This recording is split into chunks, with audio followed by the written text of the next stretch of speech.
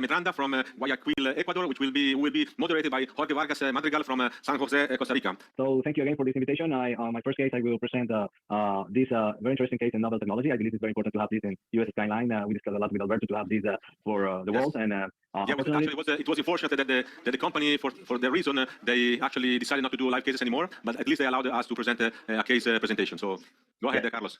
So I will present the case. This is a small video of the history of the patient.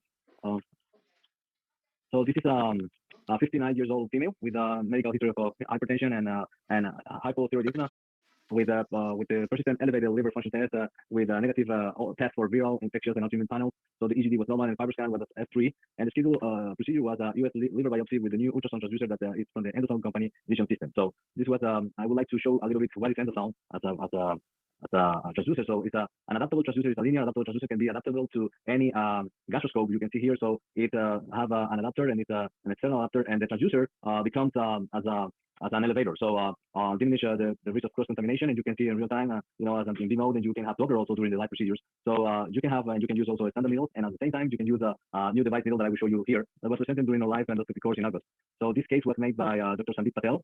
So this the same, I will just move forward. So this is the image of the endoscopy image. One of the big advantage, even if this is a small machine, this is a portable machine, it's a small box of in around 10 centimeter by 15 centimeter, have a very good quality of image. As you can see here, we can see the pancreas, the splenic vein and artery. You can see the patient, you can see here the main pancreatic duct, you can see the aorta and all the organs, and you can reduce the image and you can see deeper. But the quality of image, despite to be a very small transducer and a small machine of ultrasound, is because of this is a single crystal transducer ultrasound machine, and this is why we have this quality of image.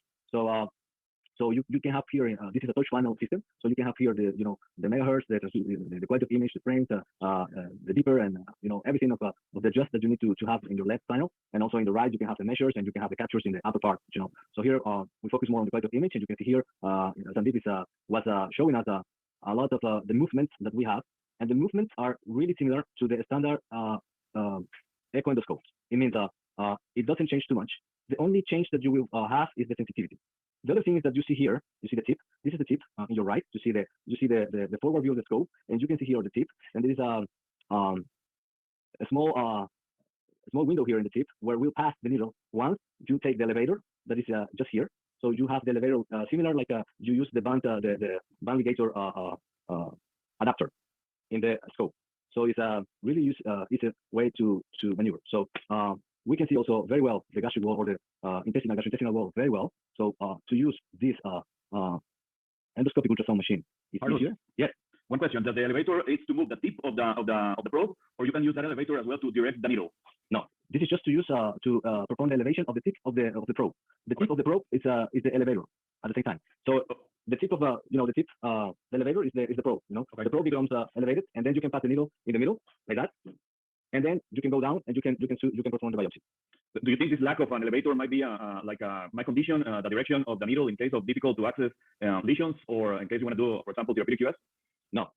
Well, we do some evaluations in the first clinical cases in Ecuador here with Endosound last year. A lot of cases just to see if we had any kind of condition, but we found a lot of very interesting things. First, that the tip can be rotated. So because we can rotate the tip, we can adapt to other areas that with normal standard US we cannot arrive to achieve, to have a needle a function, for example.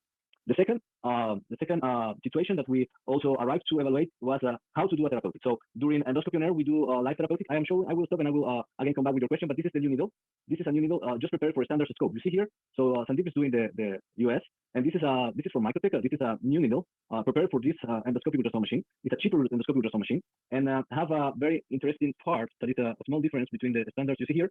So I will stop here. So you see here have a kind of a stopper, because this gives to the needle more security, more precision, and more stability. So this is the difference between the standard needles. Of course, you can use the standard needle, but you need to use an adapter for the longer needles, for standard longer needles. But you see, is this needle a 19-gauge needle? 19-gauge needle, yes. And it goes through a 2.8 millimeter channel. Yes, right. Yes. So you can see here, I will go a little bit more. And I will come back with the comments regarding the therapeutic. So the other very interesting advantage is that you can use in the same adapter, a tip, you can use in a therapeutic scope. I mean, working channel of 3.8 working channel. So you can use a standard therapeutic scope with large working channel to do therapeutic. And the way to do a therapeutic, you need to do two steps. First, to pass, for example, for a drainage, to pass with the elevator in this position, and then The second part, to deploy, you need to have the elevator in in the near to the scope in well elevated position to deliver the access, for example. So there's not a limitation. So the only thing is that it's not it's a little bit more floppy that with the standards endoscopic ultrasound machine because they're more rigid. It's a 30 millimeter diameter. It's more robust when you are working. But you can do it very well the therapeutic or a standard fine needle biopsy. So during endoscopy now we do a live and therapeutic endoscopy gastric varices and was very good the therapeutic. So with the standard needle. So regarding the use probe, does it have the you see here? Well? Yes. Yeah. You see here? You see? So you need to perform the elevation. You see, with the elevator, it's the tip, and you pass the needle in the middle. You see? Yeah. So this concept and idea is coming from Steven Steinberg, and it's a fantastic idea to can be and adapt a standard gastroscope to endoscopic ultrasound and become cheaper the way to use endoscopic ultrasound machine. You see here? So you need to perform the elevation with the tip, pass the needle, advance the needle, and then going down with the tip, and you can see directly here at your right here very well, and then perform your standard procedure, your standard biopsy as you do it everywhere when you need it. So if I'm not wrong, the company is marketing two types of probes, one with the ability to make FNA and one without that ability. Do you think there's any place still for doing US without the ability to puncture, especially that mainly we're moving to having tissue acquisition? What's your opinion on that? So you see here we are taking biopsies. You see? Yeah. I believe could be interesting just to to evaluate gastric wall lesions or this kind of or for example stones in the urinary tract, for example, when you have that. So you don't need to have a fine needle biopsy in this kind of cases. And certain cases that you don't need to have a biopsy because it's cheaper. It would be cheaper than the other probe. So really the total package of the endosome probe and the machine is really cheaper in comparison of a standard endoscopic machine and endoscopic ultrasound machine. Regarding that topic, there's a question from the audience that Stavros Dimitriadis is asking if do you know if it's commercially available in some countries and what's the cost, or do you have any idea what will it cost? That is a very good question. So I'm not inside the marketing of the company. So I know that they will receive the FDA approval soon, and they are moving to have a TA market also next year in the first quarter of the next year. So it will be available in the next year for Europe and Americas. Regarding the cost, I'm not so sure, but will be in around 50 to 70K. The probe and the machine and everything, and so it's really cheaper in comparison, and you can use with all the scopes. So no problem with that. The sterilization is easier because the probe is really small probe, and you need just to purchase some the adapter. There's a plastic single-use adapter. Is the probe reusable, or is it one-time use? No, the probe is reusable. The adapters is a plastic. You see the elevator is a plastic. This part is plastic and single use. So no cross contamination with that. Nice. So regarding your opinion about the use, how do you think it compares with the regular machines regarding quality of imaging and easy of use? What's your take on that? So I do.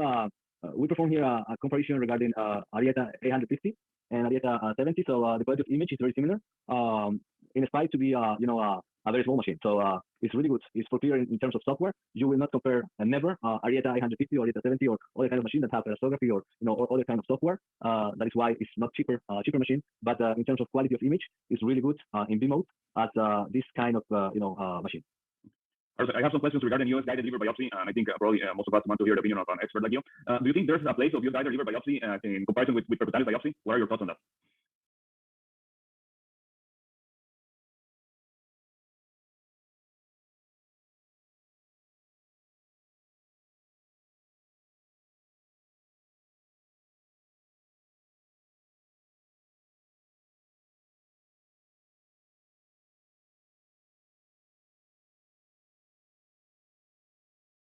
So I believe there is a lot of studies talking about that. I believe the future of US in portal hypertension and also in liver cirrhosis, there is a huge future because we have in a single study, we can do now, we can do with software, we can do a fiber scan, we can measure elastography, we can measure in kilopascal with share wave now. For example, we have a study that we compare with fiber scan and we have similar results. We can have measure of the spleen and also measure the in kilopascal, if this patient have a portal hypertension or not, even if the patient doesn't have a varices like this case, for example.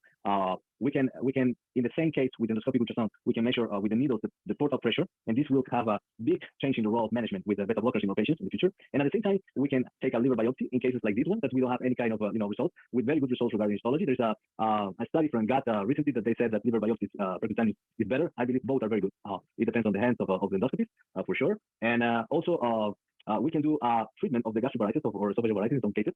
So we can do 5 steps that we do in different kinds of steps that we do it by endoscopies, by ultrasound, by fiber scan, but we do it a lot of things in the portal hypertension that we never do it, and we have to do it to do a very good treatment. So I believe the future of management of portal hypertension, we are not talking just about liver biopsy. I am talking about liver cirrhosis and portal hypertension. The management of this disease, the future is endoscopic ultrasound, and not just going to different areas as we have been management until now, and we need to change the way to think about it because we can have five, do a lot of things in one step. Yeah, regarding that, there are the people that argue against US-guided liver biopsy. They say that percutaneous biopsy gives better results, but there are several even systematic reviews that have shown that the average median CPTs with the percutaneous biopsy is just 7.5, and several US studies have shown that you can reach more than 11 port CPTs, that is the criteria of quality, in almost 100% of cases. So I agree completely with you about US-guided liver biopsy giving excellent quality of samples. So and regarding your technique, what is your technique for US-guided liver biopsy? So I flush with saline at the beginning, and then just pass the needle 4 to 5 times, and then to have a very good core.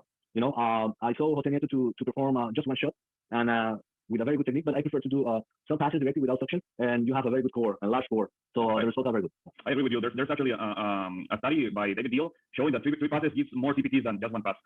Do you use just saline, or do you use heparinized wet suction? Heparin. Do you apply the needle with heparin? Just saline. No heparin. It's just too difficult. Saline is okay. Any suggestions for sample management to improve the quality of the sample? No, I don't have any tip. I believe formalin you send to the pathologist, and the good tip is to have a good pathologist. I believe that can really measure to you how many portal things you have inside your biopsy, and have a very good feedback with the clinical history of the patient. I believe it's more important the clinical history of the patient, because sometimes we need to have some special colors with the pathologist to have a very good results regarding the study what we are trying to do. Hello. Yeah. So we were supposed to talk about endosound. We did a lecture on how to perform liver biopsy, review of the literature. I'm joking. So Carlos, I saw you live at Endoscopy on Air, and I was amazed about the endosonographic view, because I was thinking, this guy has built up this stuff that goes in a gastroscope, is attached to something, it's going to be something not really good, and it's amazing. So you have a product that really works. I don't know how to place in the market. I think, for example, for countries that have limited U.S. services, you can be good to go around and perform procedures around the country, because it's easy to you bring this and then you have a gastroscope and you do the procedure. And I think maybe another use can be if it gets modified, you can attach to the ERCP scope and do US ERCP at the same time. So you can do FMB of masses and then drain with the ERCP and so on. So what do you think about this? So thank you, Alberto. I believe it's really important your comments. I believe the future of endoscopic ultrasound will change a lot with this new machine, because it will be more accessible. The big problem, the big barrier that we have until now is the way how we will teach these people, how we will teach the gastroenterologists, because we understand now that just 10% of the gastroenterologists are already training in endoscopic ultrasound. But even with this 10%, we have at least between 2 or 5% that they are trained, but they don't have the machine. And this is a limitation also. So we probably, this technology will arrive to perform more people to do endoscopic ultrasound. We have a lot of superficial lesions that can be managed in ambulatory surgical centers, for example. And also, as you mentioned, I believe we will diminish the number of waiting need for MRI, for CT scan, or other kind of techniques that we use to evaluate the stones or masses in jaundice, in patients with jaundice, and we can adapt to a duodenoscope and perform in the same procedure, a diagnosis, and then become a therapeutic or just the same diagnosis. So I believe have this future, this kind of technology, and probably the use of endoscopic ultrasound becomes a little bit more and more. Yes. And already we do a lot of therapeutic, and the becoming of the rise of artificial intelligence also will help to the physicians to perform more US and to perform also more therapeutic in a good way. I believe this is the future. Carlos, there's a question from the audience. Do you see therapeutic advantage with this new device compared to conventional US? Well, I don't see an advantage. I believe it's just another endoscopic ultrasound machine. It's not you don't have any advantage. Well, the only advantage that I can see is if, for example, you are in an emergency room, for example, and you have a gastric varices bleeding, so you can see with this machine, and you can do a US guided management of gastric varices bleeding. That sometimes you have a very big clot and you cannot see, but with the standard scope, and you can management with this kind of a scope, and doesn't wait to go to the endoscopy unit or try to stabilize the patient, and you can manage the patient in the same step in the emergency room. So probably we don't know what kind of advantage we can see with this kind of technology, but one of the advantages that it's cheaper, it's really portable. You can put in a small bag and going anywhere. Have you used it in the colon, for example, for evaluating a lesion upper in the transcended or ascending colon? Not yet, my friend, because regulatory of the company is very difficult. We tried with Alberto even to go live with this case, with one case today, but we didn't achieve. It may be a good option for going in the colon. As you have frontal view, you can advance more easily. To the colon. Yes, for sure. I believe could be an advantage. Okay, so regarding using, because this needle from Microtech probably won't be available in some other countries. Regular US needles can be used as well, right? Yeah. How do you use to lock the needle for avoiding pushing the sheet when you do the puncture? Because the needle will be longer than the regular scope. They have an adapter that you put in the distal part of the scope. So you put this adapter, and the needle becomes at the same time the same length of the scope. So for endoscopy, I use this adapter to do a therapeutic gastric varices treatment. Okay, great. So I have some more questions regarding U.S. liver biopsy. People are asking more about U.S. liver biopsy. Do you think doing U.S. liver biopsy with a 22 gauge needle will deliver the same results? Because there's a study by Hassan and colleagues that I think they perform it with 22 gauge needles and they deliver good results. Okay, Carlos and Jorge, thanks for being with us. We have to. Carlos is coming back for the last procedure, so we'll see him again. Okay, thank you. Bye.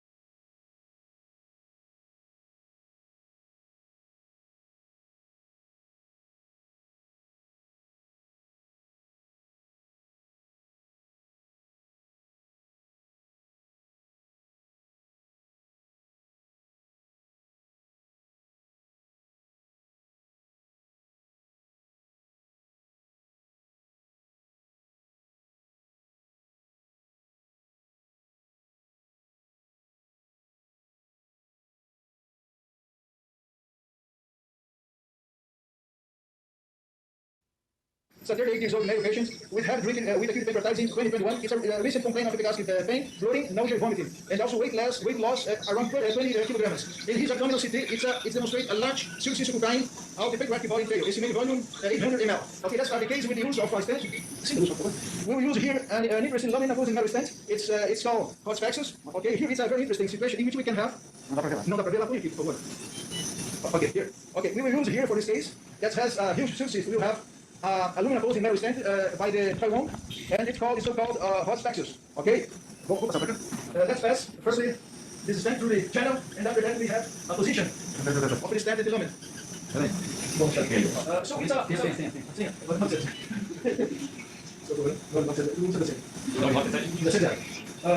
again? Okay, here we go again. Or not?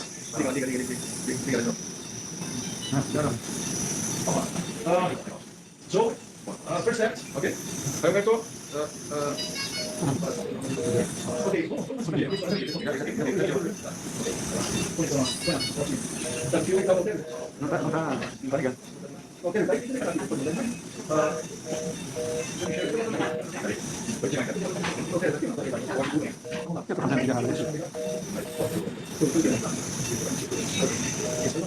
Não consegue mais? Som? É com eles lá, é alguma coisa lá, porque aqui a gente testou com eles, tá tudo, eu não mudei nada, tá ligado aí. Não tem como a gente transmitir imagem e transmitir som. Agora dá uma imagem aqui, ó.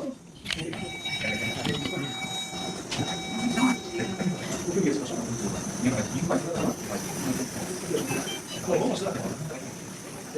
Aí. Vamos só. Agora, estão vendo lá, né? A gente vai ver agora, a parte que está sendo aberta. Tem aquele chifrinho, ele aparece como embutido. Legal, abriu. Ele vai para trás, agora tem a imagem do swap. A gente vai puxar um pouquinho aqui. A gente vê a partezinha azul. A partezinha azul.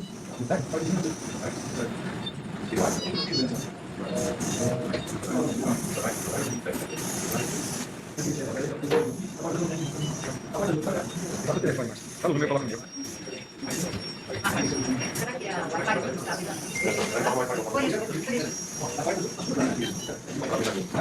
bem conectado? Também? Que vai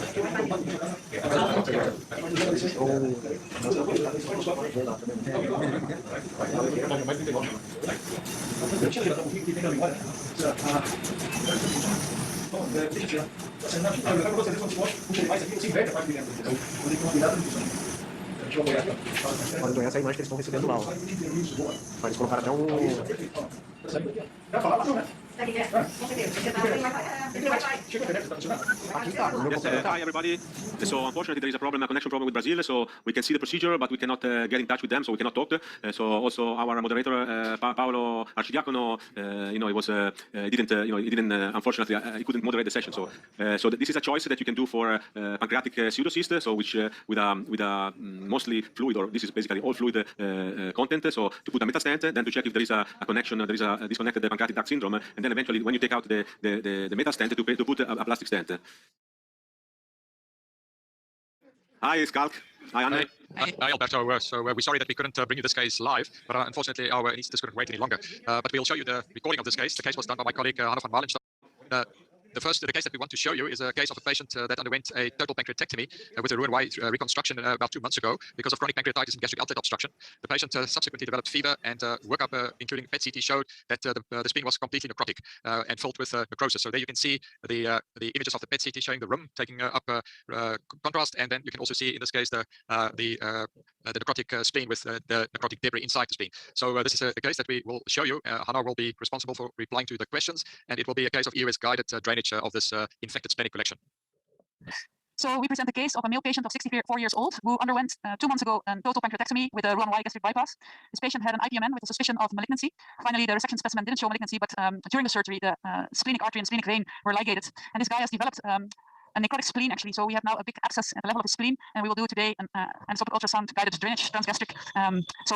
We'll have a look at the EOS images. And here we're in the region of the spleen, and you can see that there's a combination of necrosis and pus, probably a large collection that we will drain today.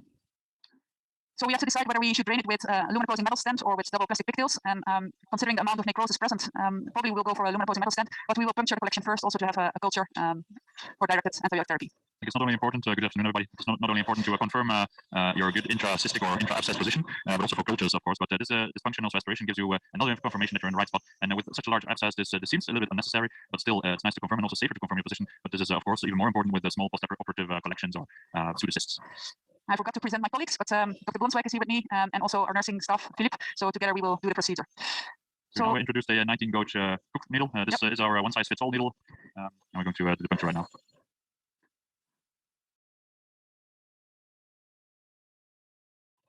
It's also crucial that you, before we go for drainage, that you check that there are no pseudoaneurysms, because this is a relative contraindication for this procedure, and these patients should benefit more from interventional radiology than drainage. But we already ruled this out. So you can see the tip on the left side of the screen, and we will now puncture the collection. So there's our tip, and we will now pass it through. I have some resistance, but it's okay. And then we will remove the stylet. You can see here on the EOS image that there is a large component of a rather solid material. Also, when the needle went in, it's not just fluid, it's mainly necrosis and surfactant necrosis. So now we're putting on the needle, as you can see, and engage the aspiration. Always be patient a little bit. You can see already on the EOS image that some materials are being suctioned in. But it can be that it's too thick to pass through the needle. You can see if I can retract it a little bit less in the necrosis. Especially with these necrotic collections, sometimes you just need to retract the needle and inject the aspirated tissue into a container just to make sure that we're in the abscess. I think that's something we're going to do now. Yeah. So I come back, and you can see that the nurse will try to put the content of our needle into a sterile tube for culture. Ah, nice. So we will show you the result of the aspirate. So now we have our visual confirmation also that we are definitely in the collection. We are going to send this for microbiology and culture, of course. And I think we can go now for the stent introduction. Nog niet de draad, Filip. Nog niet de draad. Je mag de stilet erin stoppen. So what are you going to choose, Hannah? Are you going for double pigtails or are we going for the hot axials? Yeah, it's true. We go for the hot axials, and we will put a double pigtail in later on. So I think we can directly go to the axials. I think if you take a look at the EOS image, there's a lot of solids there. I think our chances of immediately draining everything with the double pigtails are a little bit lower than going for the hot axials. So we will choose a 15mm hot axials. Yeah, we have space enough, and this will provide a large enough lumen to drain the collection. And, we were already together discussing this case before, and this is often a very challenging position because of the angulation of the scope. And sometimes the surgeons tell us, "Come on, there's a large abscess there, please drain it." But this can be very challenging, especially due to the hyperflexion of the scope, and sometimes always also a retrosplenic position. This can be very challenging in the left part of the abdomen. Yeah, I'll have to see if I lose my position. Sometimes difficult to advance the hot axials if you're in such a flexed position. And sometimes you just have to straighten the scope, put in the hot axials, and then come back again. This was quite uneventful. I want to avoid the larger vessels. I think this always should be the main message before embarking on a hot axial placement, is that you should take your time and find the most optimal position, because you will pay the price in the end if you don't.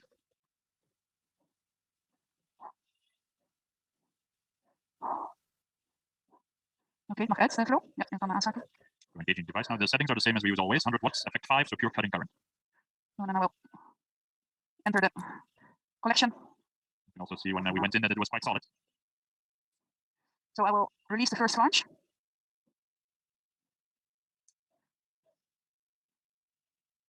It's not very easy to see, but we're inside. I pull it back a bit. Also because of the solid material, it doesn't spring open as it always does. And now I will have to release the last flange. And I always do this inside of the scope. Right.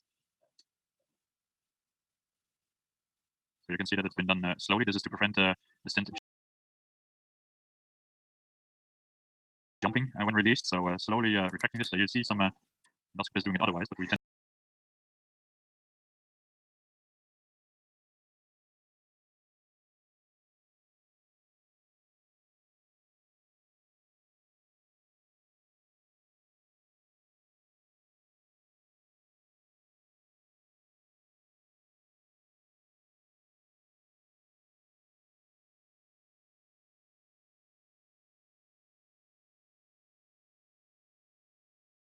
to release it quite slowly. And now we'll move to the endoscopic image. Can we see the endoscopic image on large screen?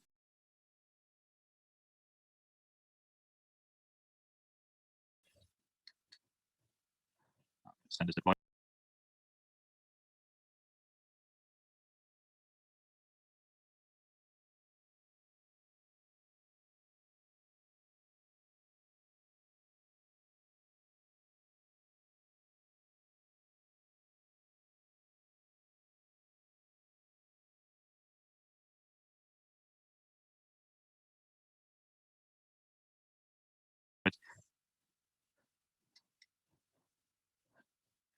Can we have the guide wire to advance the guide wire through the introducer?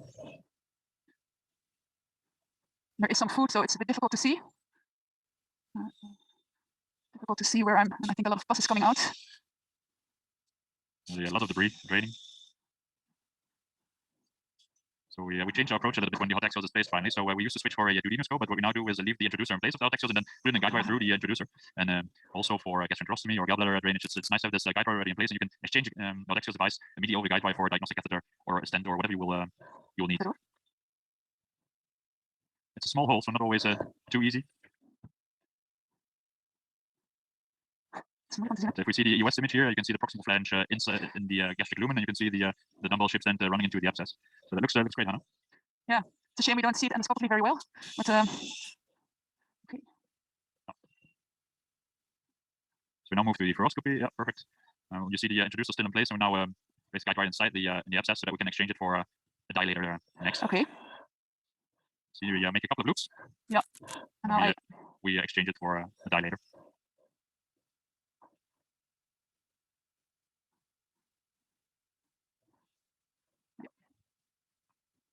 This saves us another step in switching to another scope. So these are the small refinements we've seen over the years, together with some other small changes. Okay. Small changes make eventually big changes in these procedures. And if we switch to the endoscopic image again, we're getting a little bit better of an image. Endoscopic image. Okay, perfect. We'll now move to a 8mm dilation balloon, and we'll dilate the hot axial so that it will accommodate the pigtail stent that we're going to place. So it's still hard to see. So we always want to there we have the axial stent. Now we have a better view. Okay. So it's important to remember that you do not over dilate the hot axial. So we're just going for 8mm. This will suffice for a double pigtail placement. Is Pierre there? Yes, I can hear you. Okay, sorry. Yes, hello, Salkin. Anna? Hi, welcome, Pierre. So you're welcome to ask us questions. I'm going to withdraw and put Hannah in the hot chair. Right.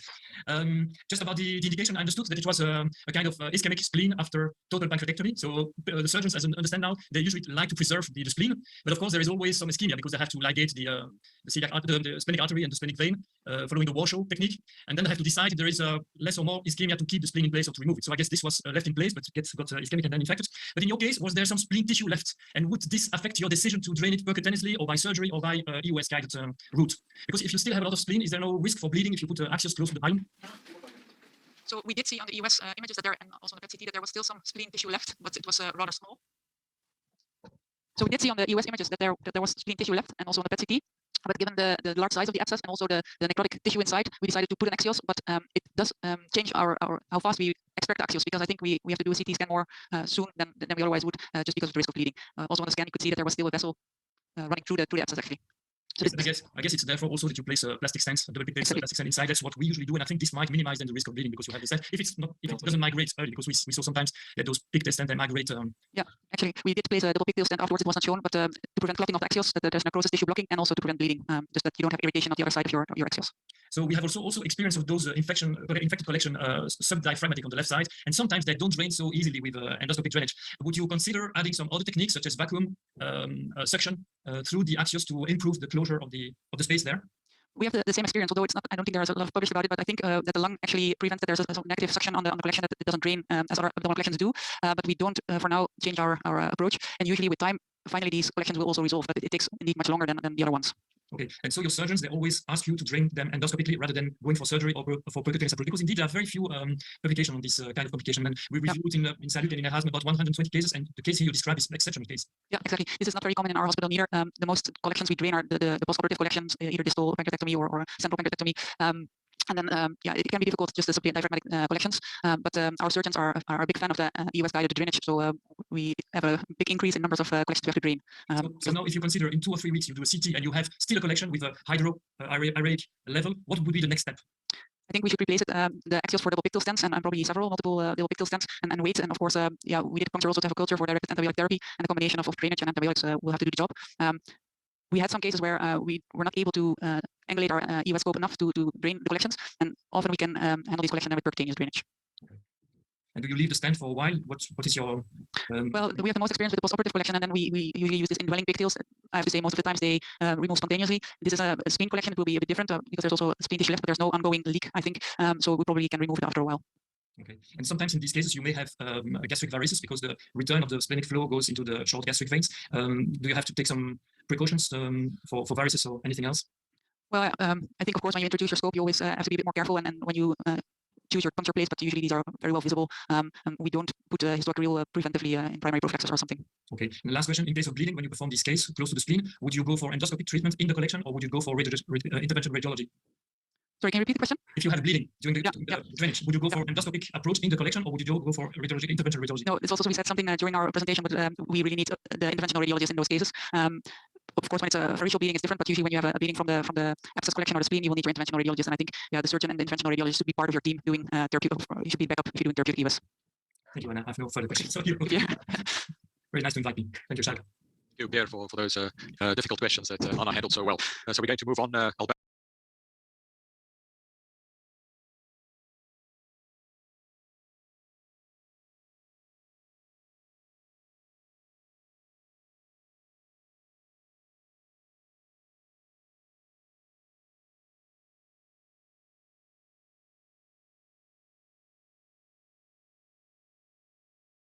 To the next procedure, and for Ryan Law.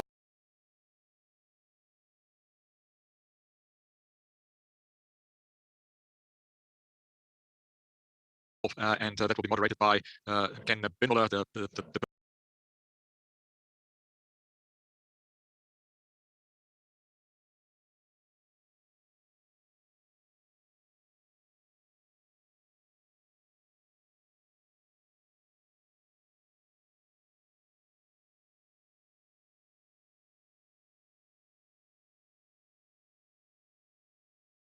person that really gave us and developed the axial stent that gave us the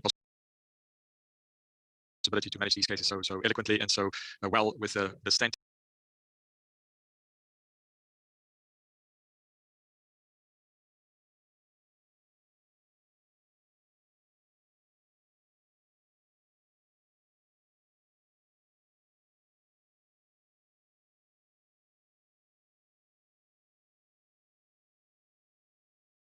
So I'm going to leave it to you guys to take us to the next case, case number 18.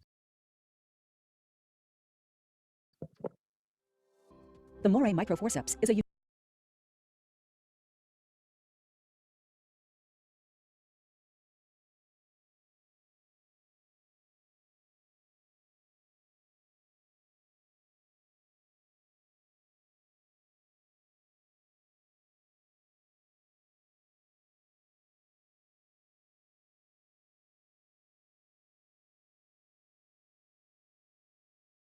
unique device designed to enhance EUS sampling from lesions that occur within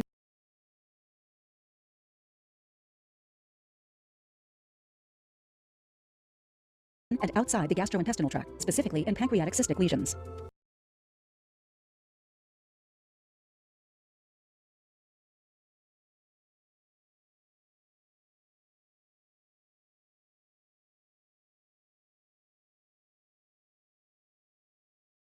The Moray device is small enough to fit through most 19-gauge FNA needles.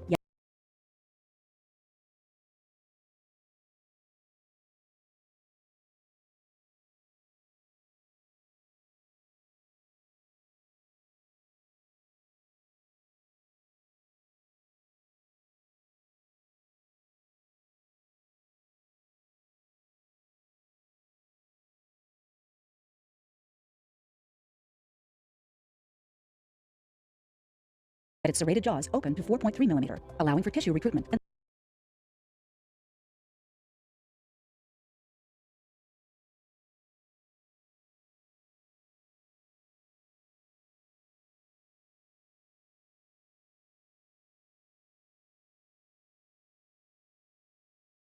sampling. The device features a stainless steel spring sheath, which allows flexibility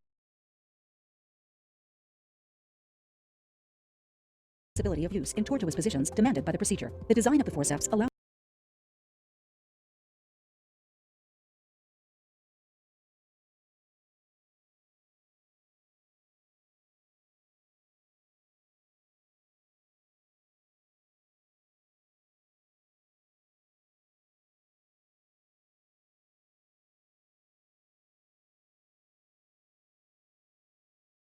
for continued usability in these conditions, permitting clinicians to sample at multiple angles using the echo endoscope.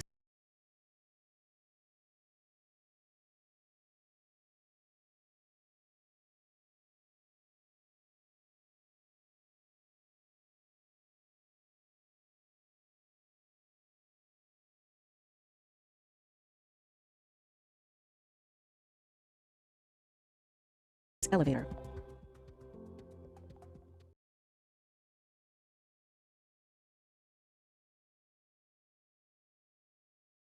Hello, everyone. This is Ryan Law. I'm with one of my partners, Vinay Chandrasekhar, here from Mayo Clinic in Rochester, Minnesota. I'm going to introduce our next live endoscopy case. So this is a 56-year-old female, medical history notable for Roux-en-Y gastric bypass. 2003, she had stage 1 breast cancer and underwent a double mastectomy in 2017. Subsequently presented with painless jaundice this past summer with evidence of biliary obstruction. To date, she's had an MRCP that showed a distal common bile duct stricture, although no mass was seen.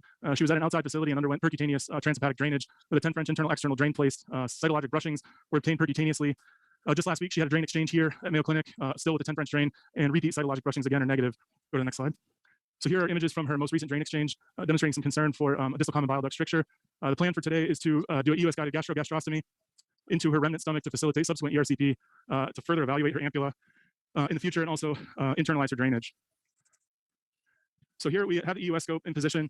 We're actually, the scope is positioned in the near the blind pouch of the Roux limb, and we start to see some of the gastric wall. Generally speaking, when you see the stomach from the blind pouch of the Roux, the part that you often see is the antrum. In this case, based on our fluoroscopic image, I'm not sure that it's the antrum today. I think we're seeing higher up in the stomach.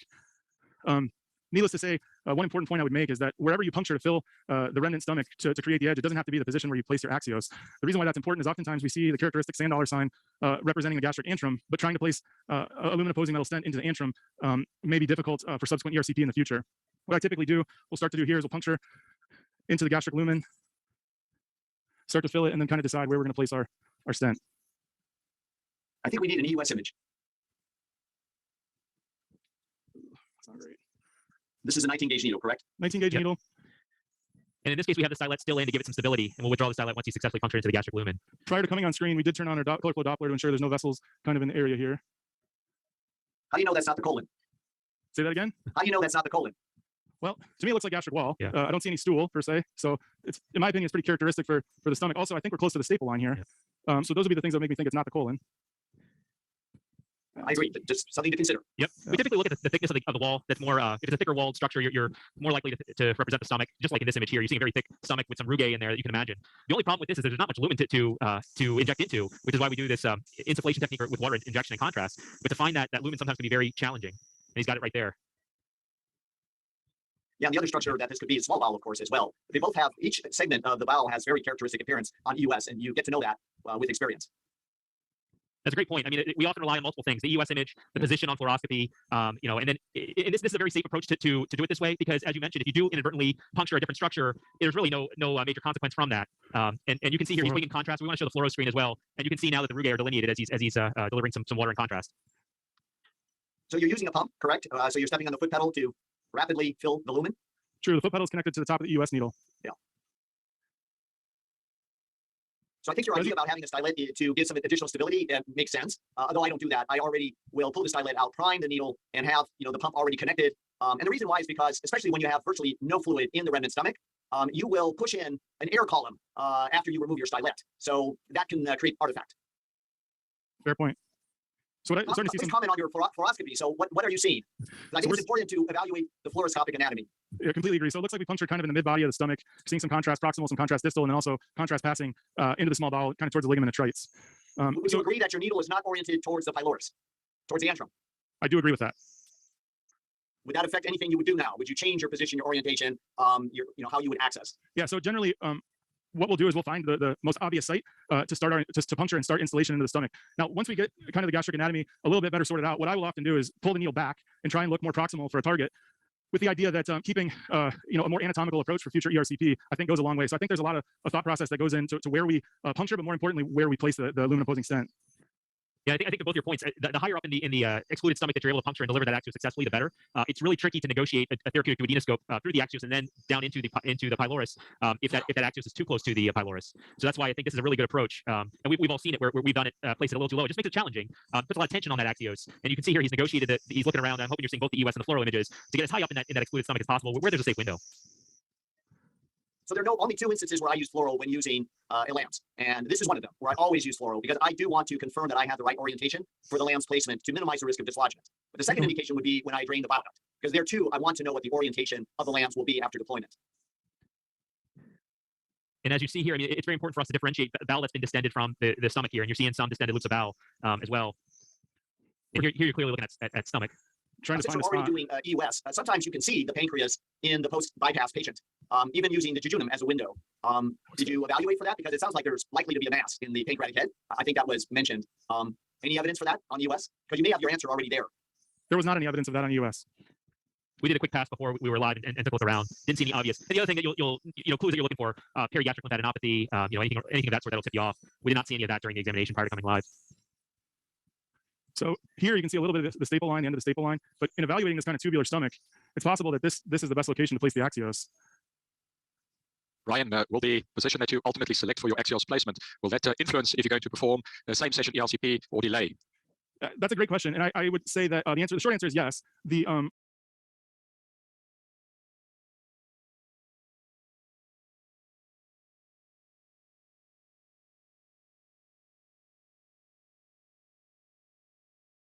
longer answer is that I find that same session edge cases or this approach followed by immediate ERCP actually are pretty uncommon. I think that depending on what's going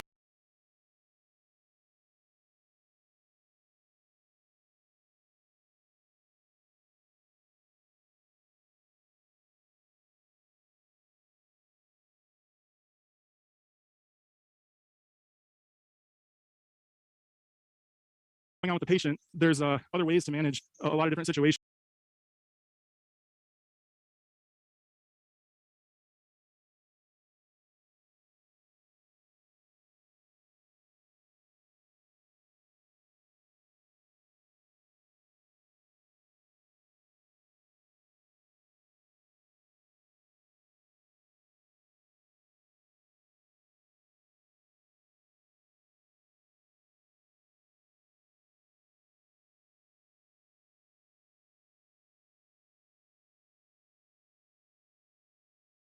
Than the same session edge where you do the ERCP immediately after.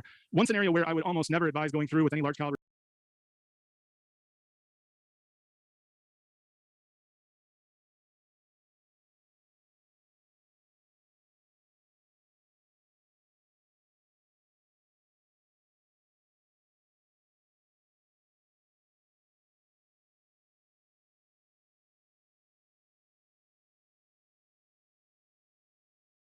scope is when you're puncturing through the jejunum.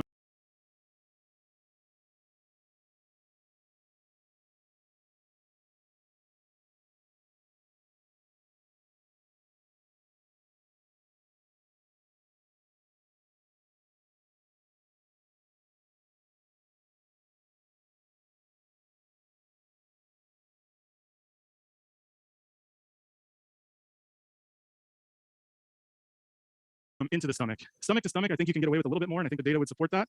But when you go from jejunum to stomach, I think you have to be really careful because there's a high likelihood of dislodging your axios. I think that's a good point. And would you also consider clipping under certain circumstances to prevent the axios from migrating? You know, Skulk, I think that's a really good question. There have been reports of clipping. There's been reports of X-tack. There's been reports of suturing it to the gastric pouch. You know, I kind of feel like that makes us feel better. Not necessarily it prevents anything. The reason why I say that is our suturing, even if we acknowledge, let's say it is full thickness, you're only going to get the thickness of one stomach.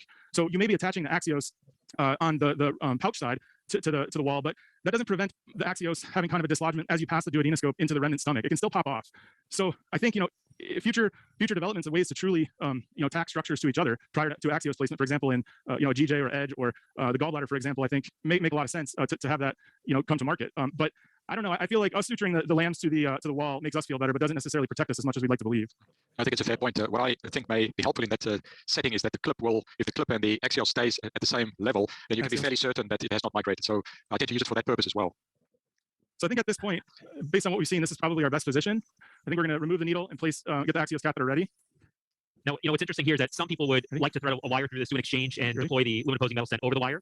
I think this approach of puncturing, direct puncturing, is fine when you have a stable position and you have significant experience. Be curious to hear what others would do in this situation if they completely pull out. One of the reasons why I don't like to put a wire and have it coiled is sometimes, not so much for edge, but if you're doing a gastrojejunostomy, that loop of valve can really move, can be really mobile, and can change the configuration. So I'd just be curious to hear what others do in this situation if they go over the wire or if they just completely pull out and go with the direct puncture. Yeah, I think it's a fair question. I think that in my view, I think the placement of a wire may sometimes make it more difficult for you because you tend to push yourself away from the plane of your EOS probe, which may sometimes complicate the procedure more than it will help you. And I think it also gives you a false sense of security, which is not always helpful. The other thing I think, Scott, is we tend to worry about the wire, and sometimes you're worrying about the wire trajectory and not necessarily what's going on. Yes, absolutely. With axios placement. Are you comfortable with your position? You know, to be fair, I think it's the best one we're going to get. I think you've done very well, Brian. I think you managed to crawl up the stomach to a good position. And it should be noted that we're using a generator that is directly programmed for the settings for the hot axios. I don't know if we can show the generator here while we're looking at the equipment. So we've got the generator here. It's pre-programmed monopolar for pure cut. Coag is off for this setting. So you know, it's important to have your generator settings pre-programmed or available quickly to you, because sometimes when you're in a pinch and looking at these cases, you have to you have to check these settings, and sometimes in the heat of the moment, it can be the wrong setting or not connected to the right device. So really have to kind of think through these things and work with an expert team. Fortunately, we have nursing staff who are very accustomed to doing this, and so they have done a lot of hard work for us in the thought process. But you as a physician always have to go back and double check these settings yourself. Stephanie, give me the needle. Let's take the needle back. So we had a issue with the cord and the initial axios, so we're grabbing a second one just to make sure we don't have any issues. But this brings up a good point: is if there's ever any concern about the amount of fluid cushion or target, and I wouldn't say that we're by any means you know, shy of fluid in here, but you can always re-inject. And at the time you place your axios, you should be 100% comfortable with you know, your target and the amount of fluid in it. Let's have the fluid. And I presume you've selected the 20 millimeter axios. We did. And the one we first selected did not seem right, so we're grabbing a second one. But it's going to be a 20. You know, our group's had a debate about when to use the 20, and I think that for us, whenever you're intending to work through the stent, especially with a therapeutic channel endoscope, 20 makes sense. For many of our enteral anastomoses creation, I think we've pretty much solely limited to the 15s. Just our consideration in our group and considering pricing as well. Get a second cord. All right, are we good to go with that second axios or an axios? All right, it's ready for an efficient exchange here, so we can keep this instilled. All right, ready? Good job, everybody. And if you see on fluoro, you can appreciate how much of that fluid, you know, we have a widely patent pylorus and an excluded stomach. It really fills the distal small bowel fairly rapidly. And so, you know, whenever we're tackling these procedures, we like to have our devices ready to go to minimize that window in between. You still have a really nice target here. You know, the length between where he's puncturing from and the target organ is well within 1 centimeter. No vascular structures. You know, we want to land it deep. And we're all hooked up with a cautery and everything ready to go.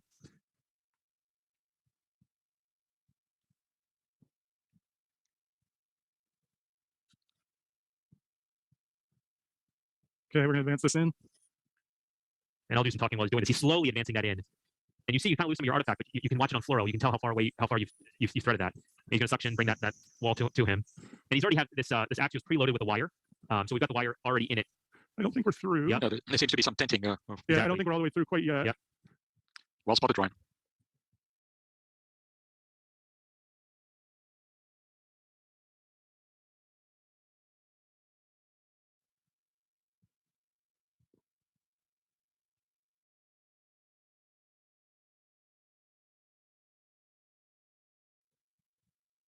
Yeah, and the key is to just kind of not lose your cool.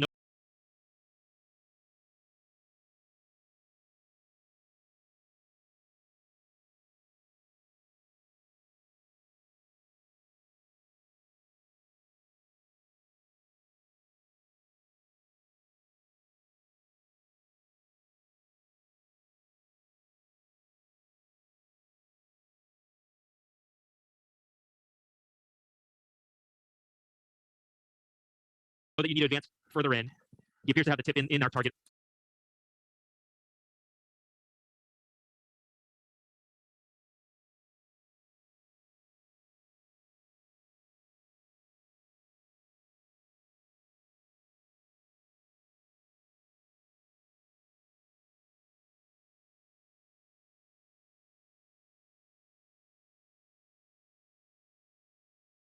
Now, we could see the smoke sign there. Yeah. Absolutely, and you can see it clearly unraveling there in the pouch, the excluded stomach lumen there. Beautiful. And here's some wire that we'll throw out. I generally throw out safety wire in these cases.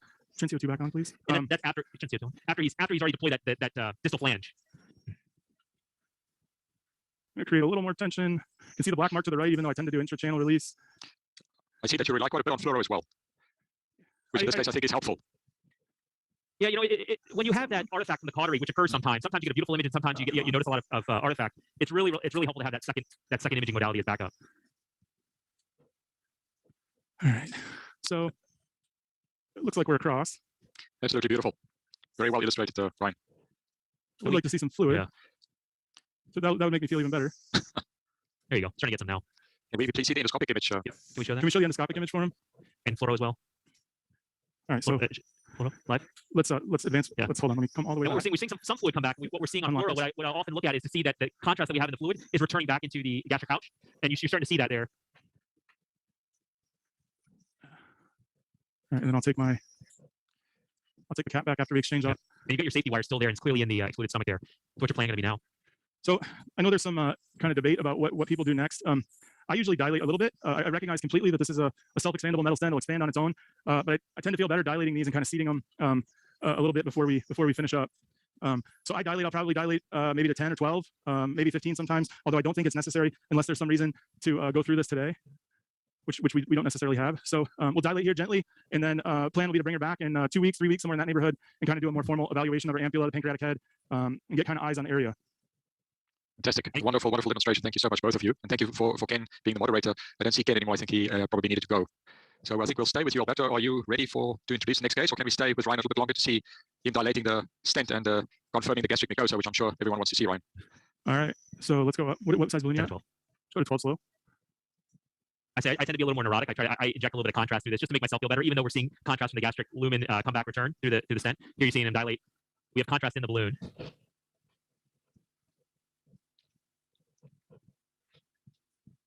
That's a 12. Ryan, can you just explain again what is the purpose of dilating? What is the reason behind that? Not a great medical one, I have to say. Go ahead and take it down. I just for these cases and also for GJs, I tend to do just a little bit of dilation to make sure that the stent is kind of seated in place and opening up. Again, there's absolutely no medical rationale or reason why I think that has to be done. That's just kind of my approach to it, I would say. Well, I do think there's a good reason, and that's because when you're puncturing, our view was obscured. So this allows you to see right through the stent and see that wall where if there's any contralateral injury to that gastric wall, for which you're not seeing any here. So I think that is a good reason to take a look, just to make sure you haven't injured that contralateral wall in the stomach. Push wire.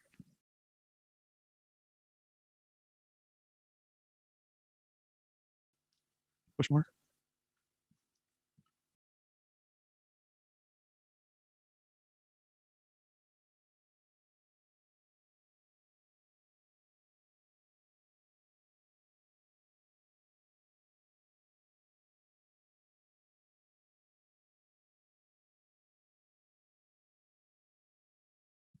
And knowing that my wire is heading up towards the fundus, that's also, I guess I probably don't do any EUS guided Axios procedure or LAMS procedure without a preloaded guide wire, because I just feel like if you ever run into trouble, it might be the one thing that bails you out, either to place an overlapping LAMS or overlapping tubular self-expandable metal stents, or give you access with a smaller caliber scope, whatever it may be. Absolutely. I think you just need to get into trouble once and then realize the importance of having this lifeline. Yeah, I'll tell you, we probably totally undervalue the need and the role of guide wires and what we do every day. But it's the one thing that can kind of save you behind when things go bad. So that's something we definitely impress upon our advanced endoscopy fellows, is to be good with the guide wire, overuse it as much as necessary, and use it as kind of a safety valve. Fantastic. You can very nicely see the mucosa of the stomach as a visual confirmation of your successful procedure. Very well done, Ryan. I must say, a beautiful illustration. Okay, we're going to leave you. Thank you so much, and hope to see you soon again. So we're going to leave and go to an advertisement. Thank you very much. Bye-bye.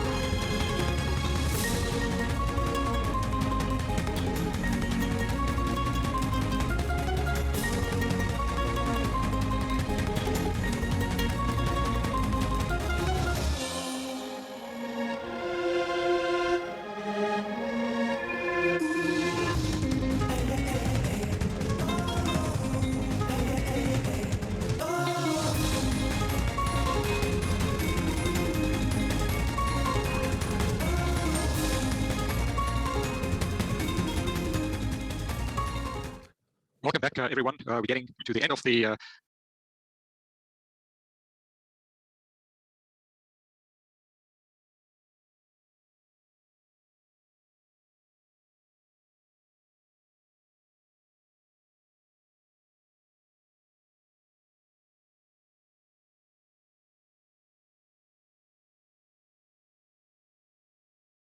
day, but it is my privilege to welcome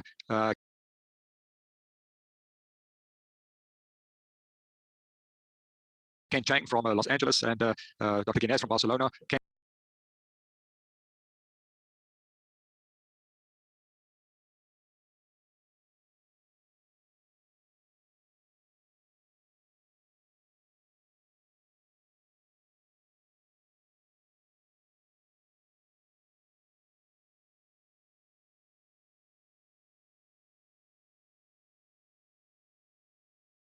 will address us on the US guided portal pressure measurements and Dr.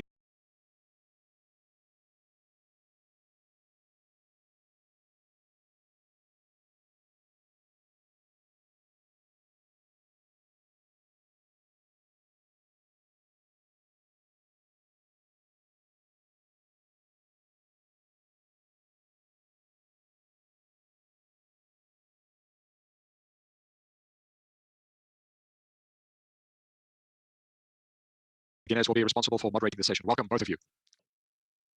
These are my disclosures. So by way of outline, I wanted to give a quick overview on the diagnostic side of hepatology, which includes US shear wave, US biopsy, and of course, US portal pressure systemic gradient measurement. I do want to update us on the data, emerging data, exciting data on US PPG, as well as the growing experience worldwide.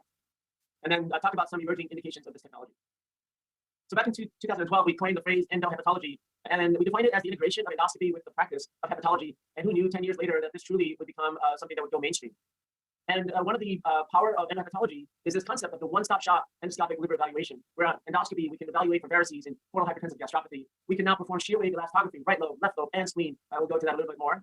If there's a lesion of question, we can now do contrast enhanced EUS. If we need a biopsy, we can perform biopsy unilobar or bilobar. And then, of course, we can perform EUS portal pressure gradient measurement all in one procedure. This is all on the diagnostic side. If there's a therapeutic side with glue and coiling, we can also add those as well. So it really becomes the one-stop shop endoscopic liver evaluation. And what's interesting is there's a great need in certain areas of liver disease, especially in the growing pandemic of NAFLD-NASH. One of the areas of need is to clearly distinguish and diagnose NASH versus NAFLD, and we believe that US liver biopsy can meet that unmet need. Then in terms of liver disease progression, moving from fibrosis to cirrhosis, moving from undetected portal hypertension to clinically significant portal hypertension to decompensation, that's where EUS shear wave can be very helpful, and EUS PPG can also be extremely helpful. And obviously, if there's a lesion, we can perform contrast enhanced EUS.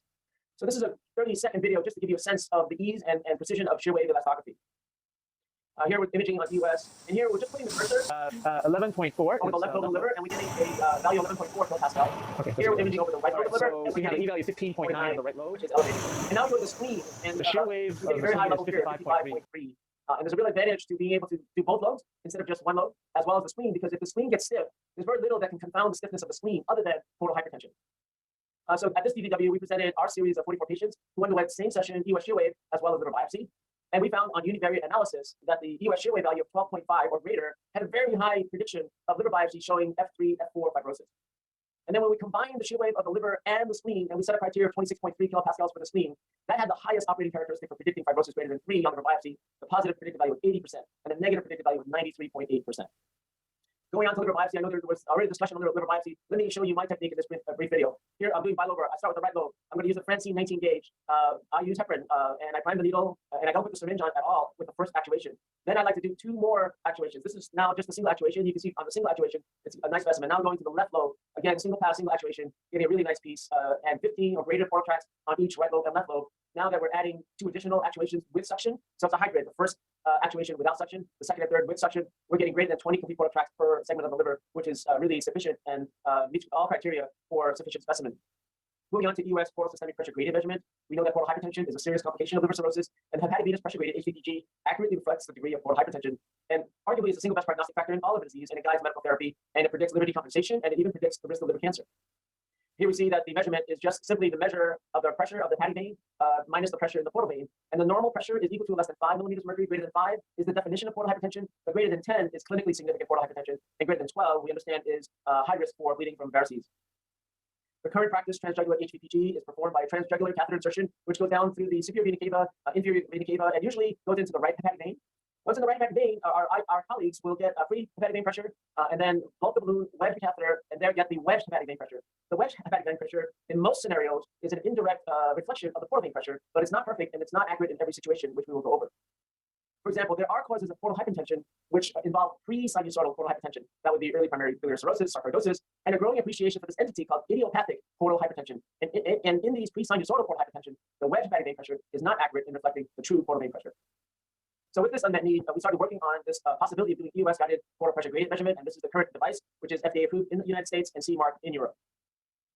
We published the animal study in 2016 in GIE where we compared simultaneous EUS PPG using 25-gauge needle and simultaneous transjugular balloon catheter free and wedge pressure, and we found the correlation coefficient between the two extremely tight. The correlation coefficient R equals 0.985.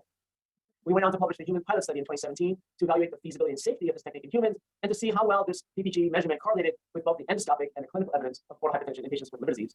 And we showed that in these 28 patients, there was good technical success. We could identify and access all the target vessels. We obtained meaningful manometric pressure. There were no complications. And the range of the pressure was very normal, 1.5 to quite elevated at 19 millimeters of mercury. This is the technique that we employed. We passed the needle through the proximal stomach, through liver parenchyma into the hepatic vein. Most of the time, we're in the middle hepatic vein, but some of the times we're also in the left hepatic vein, rarely if ever in the right hepatic vein. After measuring 3 times in the hepatic vein, then we go to the portal vein, and almost all the time we're in the umbilical portion of the left portal vein. And we measure 3 times there, and it takes about 15 minutes to perform the entire measurement. So this is a 30-second video showing the technique. Here we're looking at the aorta, and this is the middle hepatic vein. There's my needle. Okay, I'm in. I'm gonna come back just a little bit. Okay, we'll take 10. We'll take 11. 10. Okay, go back now. Go back some more. So after 3 measurements, we go to the left portal vein. Okay, push again. Okay, back. Go right, and needle's out. And here we see that the hepatic vein was 10, 11, and 10 with the average of 10.3. The left portal vein was 14, 14, and 14 with the average being 14. So the gradient is really the difference of 3.67, which is within the normal range. I just want to call out that these measurements are quite precise. Each measurement is very tightly precise with other measurements. There isn't a lot of variability. So recently we published this in Digestive Disease and Sciences. This is our single center series of 64 patients who underwent EUS PPG. And in 67%, they had simultaneous concurrent EUS liver biopsy, which gave us the ability to correlate the histology with simultaneous portal pressure gradient measurement. There was 100% technical success. There were no SAEs. In 45%, the EUS PPG was elevated greater than 5, and in 23%, it was elevated greater than 10 millimeters of mercury. And this table shows the various types of patients, different kinds of liver diseases that we were enrolled in the study. So the univariate analysis showed that the EUS PPG greater than 5 millimeters of mercury had a very high correlation with clinical cirrhosis, portal hypertension, hepatic decompensation, thrombocytopenia, INR greater than 1.05, APRI score greater than 1, FIB4 greater than 3.25, and most importantly, the fibrosis stage greater than or equal to 3. We did multivariate analysis looking at the variables that were associated with an elevated PPG. And we found that the likelihood ratio was 26.9 of having stage 3 or more fibrosis if your EUS PPG is elevated greater than 5. The other way of looking at it is to look at what is the best predictor of a stage 3-4 fibrosis. And amongst all the clinical parameters that may predict fibrosis, the EUS PPG was the most predictive. Sensitivity of 57%, specificity of 87%, positive predictive value of 78.6%. More recently, we pulled together patients from 6 different institutions, a total of 159 patients. And again, the US PPG correlated extremely well with the clinical parameters and scores of liver disease.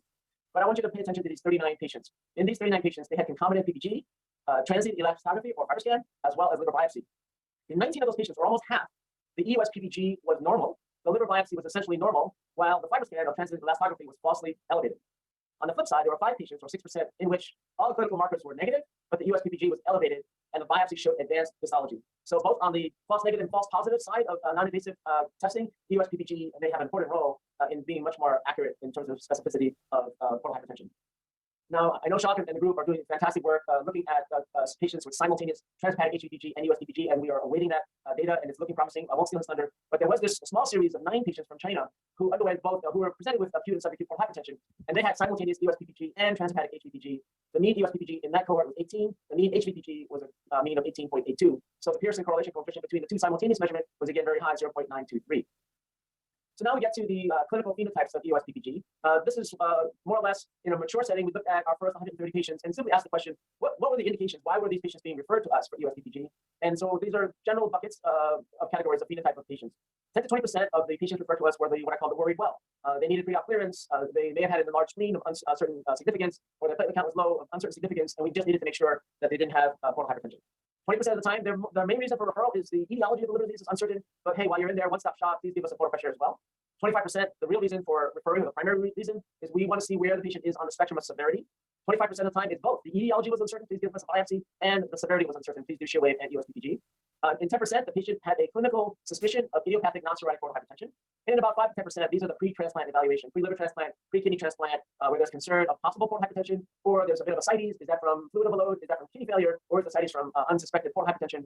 Please perform EOS PPG. So I just want to give you a sense of the types of patients that we're seeing here in the States who are being referred for this procedure. Now, I do want to highlight also that as we're learning more about the strength of EOS PPG as a direct measurement, we're also learning that some of the cirrhosis patients, the HVPG may not be as accurate as we would like to think. And so this question of is HVPG reliable in patients with NASH cirrhosis? And this was first called into question in the simtuzumab trials, which unfortunately didn't work so well for NASH, but we got some great data from the study in that every patient who enrolled in the study received simultaneous liver biopsy and HVPG at year 1, baseline year 1 and year 2. During their 2.5-year follow-up, 50 of the patients, or 19%, who originally had compensated liver disease experienced decompensation events. So we want to look at those 50 patients, and these are all the different decompensation events that they had. Of note is that 14% of patients who decompensated during the study had a HVPG that was essentially normal, less than 10, within 4 months prior to decompensation. That raised the question, is HVPG accurate in NASH cirrhosis? Could HVPG be underestimating the true portal gradient? And then the more recent study came out, which actually confirmed this is an issue. And this was the agreement between the wedge bag pressure and the direct portal pressure in NASH cirrhosis patients. We all know that the wedge bag pressure and the portal pressure is quite accurate in patients with alcoholic cirrhosis or in patients with hepatitis C cirrhosis. Now, whether this holds true in NASH cirrhosis has been assumed, but it's not been proven until now. So the aim of the study was to evaluate and correlate the wedge bag pressure and the direct portal pressure in patients with NASH cirrhosis and compare it to the cohort of alcohol and hep C. And this is because everyone had a TIPS procedure, so they were able to measure the wedge bag pressure, do the TIPS, and then measure the direct portal vein pressure. So these were consecutive NASH cirrhosis patients in 3 centers in Europe. There were 40 patients in the NASH group, and there was a propensity control group of 80 patients who had either alcohol or HCV as the etiology of cirrhosis.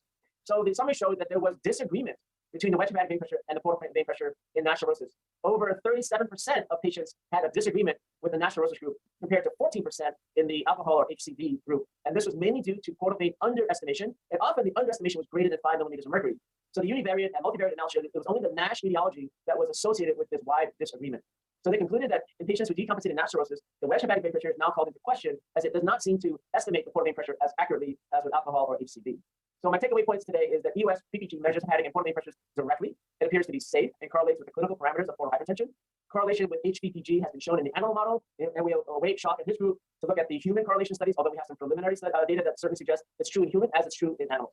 And while not supplanting HVPG, which is extremely, extremely valuable, EOS PPG may offer unique advantages. And the other advantage is this one-stop shop endohepatology concept, which is certainly clinically emerging across the world. So with that, I thank you for your time. Thank you very much, Dr. Chang. Are you hearing me? Yes, very well. Okay. Thanks for your excellent presentation. And there are some questions from the audience, so I will read there. And one person is asking you if is there any dangers in routine EOS-guided liver biopsy, and which gauge needle yields good enough biopsy specimens. So which is the best gauge needle, and which are the dangers in practice? Yeah, excellent. Both are excellent questions. So with our EOS liver biopsy technique, and we've been tweaking this technique for over a decade, I think. But finally, I think we've gotten to the sweet spot where we think we can get the most precise, accurate tissue and the safest possible technique. Although nothing is bulletproof, of course. So the risk, bleeding is probably the most concerning risk, and we have some advantages in terms of bleeding control. In that the needle is always guided under real-time ultrasound. We can assess the vessels that are within the trajectory of the needle. And then after the actuation, we can pull the needle back slowly and turn on the e-flow and look at the flow within the needle tract. And if there is flow in the needle tract, the most important maneuver is don't panic and don't pull the needle out, because then the blood will come gushing out of the liver capsule. So we just wait, sometimes a minute or 2 or 3 minutes. And the vast majority of the time, the flow stops. Once the flow stops, that means there's a clot and you can safely pull the needle out. However, there are times, a handful of times, when we found that even after 3 minutes, there's still flow in the needle tract. What do you do then? You don't want to pull the needle out, but you can't inject gel foam. So we devised this technique, which has been recently published in Video GIE, called EOS delivery of blood patch. So we simply take the stylet, put it back in the needle, deliver 25% of the needle contact back into the liver tract. That 25% was the last 25% that came into the needle. Most of that is blood. The blood in the needle clots a lot faster than the blood in the liver because of the temperature and the pressure and all that. And so you're actually delivering the patient's own blood clot. It's a blood patch back into the tract. And that, in our hands, every time stop the flow. But there may be still some flow upstream, but once it got to the blood patch, it stopped, and you can pull the needle out, and the flow doesn't come out of the liver. So that is a safety maneuver that everyone should understand and have in their toolbox, because that has saved us in a few cases. So that's a little bit about safety. Now, patients in general have less pain with this technique than percutaneous. In addition, we can sample right lobe and left lobe, because in some liver diseases, there can be some variability. And our pathologists, our liver pathologists, they insist on this as the best technique, preferred than any other technique currently. But it took 10 years for them to be happy with that. Yeah, it took some, we had to keep iterating. Then in terms of needle and gauge, I know there's been some data using 22 gauge. For me, 19 gauge is still the preferred. I can't imagine that smaller is better, because even the 19 gauge, the percutaneous needles are 16 gauge, 15 gauge, they're super wide. So I think the 19 gauge is wide enough. That in combination with intact long cores, we can give the longest cores of any technique. And so giving 12, 15, 18, 20 complete portal tracks in one unbroken fragment is high quality. So I like the 19 gauge needle. I like the Francine tip that gives the best cut. The liver specimen is very even. You don't get this thick and thin kind of specimen. It gives me the best pristine cut. So I like that. And as I mentioned in the video, I've adapted a hybrid between the single pass single actuation, which has been certainly proposed by Jose Nieto, but I combine that with 2 additional to and fros using some suction, because suction applied with the first actuation actually doesn't help. With a super sharp needle, if you add suction to a super sharp needle, it'll actually cause more fragment. But once there's specimen and blood in the needle, having the suction does help to bring that first specimen up and give you a little bit more force with the second and third actuation. So that's my technique: right lobe, left lobe, 3 actuations. Good. Very interesting. Thank you. And same person in the audience is asking, are the US PPG values skewed in people with right side heart failure or paratheliomyopathy? Yeah. So right side heart failure, your hepatic vein pressure will be elevated, but the gradient will not be elevated. Right. So when you put the needle into the middle hepatic vein, that pressure will be usually greater than 20, but the gradient between the portal vein and hepatic vein will not widen because that right side heart failure affects both sides of the liver. Yeah. Okay. The other question is, US PPG looks exciting, but has not entirely convinced of its clinical place and the justification to do this relatively invasive and expensive test over and above the tools we have. What do your dedicated hepatologists think? I guess you already convinced them, but I don't know about other places. Yeah, this is a very interesting question, and it's almost a study on human way of thinking in my mind, because the adoption is different. So as endosconographers, we're adopting very quickly. We're like, great, I'm convinced, let's do it. The hepatologists, not so much, right? They're showing me the data, we're not sure, this is invasive. And we're seeing differences on this side of the pond in the States and the other side of the pond in Europe. The adoption rate, the acceptance is quite different. So this is a very interesting study on humanity and perceptions and all that. But needless to say, yes, before any new technology is fully embraced, we have to do all of the studies, the clinical correlation studies, the safety studies, utility studies, the outcome studies, and that is all ongoing. So what I showed you were a lot of the preliminary, which looks interesting and promising, but we need to continue. And that's why it's the academic centers that really need to be first line, right? They need to look at this objectively, do their own IRB studies, looking at it in different areas, and then continue to put together all of the new knowledge, to see if this truly can go mainstream. Some people will adapt quicker, some slower, and I don't judge that. And it's really our hepatology colleagues that will be telling us, what is the true value? What is the true value? And we've already found pockets of real value. For example, in idiopathic portal hypertension. Oh my gosh, there's nothing that can give you that diagnosis other than EOS. But if we continue to show that it's safe, then we can also look at it as a serial measurement. Once a year, following patients who are on beta blockers, clinical trials that are looking at anti-fibrosis agents, doing PPG serially. So again, I'm not saying this is the best thing since sliced bread, but it's certainly quite interesting and worth continuing to generate the data for widespread acceptance. Right. And another doctor is asking your opinion about any possible explanation why HPPG is not accurate in NASH cirrhosis as compared to viral and alcoholic cirrhosis. Yeah, so I'd like to throw that to our esteemed hepatologist, but my sense of it is that with NASH cirrhosis, there may be a pre-sinusoidal component of NASH cirrhosis, and that may be part of the underestimation. Also, there's some very interesting studies looking at basic translational studies showing that in NASH cirrhosis, you can have elevation in the portal pressure without fibrosis, or you can have fibrosis that's causing elevated pressure, and it's unidirectional, meaning the increased pressure without fibrosis can then lead to fibrosis. So fibrosis can then lead to more elevated pressures, and it's a vicious cycle. But again, I'm not a card-carrying hepatologist, so maybe Sean can comment, but that's my understanding. It's a very interesting phenomenon. Well, there are two more questions. Short questions. Which coagulation parameters are considered safe for the brush feeder? Yeah, so for portal pressure, because it's a 25 gauge needle and we're always going through liver parenchyma, the liver will tamponade that very small puncture point. We feel it can be quite safe. We do have a cutoff of 50,000 platelets. INR, we're not sure where the cutoff should be, 2.0, 1.5, somewhere in there. But we feel that unlike liver biopsy, a 25 gauge needle going through liver parenchyma into the vessel and out through liver parenchyma is extremely safe. Now, obviously, if there's surrounding ascites, that potentially make it less safe. But one would argue if you have ascites and you have a high SAG, maybe you don't really need to do USPPG to make a diagnosis of portal hypertension. No. And last question is if jaundice is a contraindication. Yeah, I would be really careful putting a needle into the liver for any reason in a jaundice patient, even if you're trying to FNA a possible metastatic lesion in a jaundice patient with biliary obstruction that you haven't drained the biliary obstruction. Any needle in the liver can result in increased risk of infection. So I would be extremely reluctant in that situation. Okay. And last question is from me, myself, is that which degree of expertise do you think the endosonographer has to have? I mean, if the endosonographer performs US fine needle aspiration, it's enough, or it's better to have more experience in interventional, other kinds of interventional EUS? What do you think about? That's a great question. I think I've trained most of the people in the United States at this point, so I have a sense of what it takes to go from 0 to, hey, I'm very comfortable. It's a very small number, 3 cases, 6 cases, because as an expert endosonographer, you're used to targeting very small lesions and advancing your needle directly. You can do that in your sleep. So being able to put the needle into a vessel, it's the easiest part of the whole procedure. Being able to identify those vessels and identify the liver anatomy, that takes a little bit of learning. Even though you and I have been doing EUS for 20, 30 years, this is my 35th year doing EUS, I didn't pay attention to the liver anatomy for the first 20 years. I just took a quick look, no lesion, go to the pancreas. But now I understand every part of the liver, every segment, where the vessels are, and that takes a little bit of time. But you can do that on every. Okay, I think our time is up. Okay. Thank you. Thank you so much. Thank you so much, both of you, Ken. That was absolutely wonderful. I think that everyone should realize that Ken has really taken the lead in the clinical application of endoscopic ultrasound-guided forward pressure gradient measurements. And I think that has certainly paved the way. And we in Europe lag behind, Ken, but it was great to see you show these wonderful cases and share your experience. Yes, we have a small break.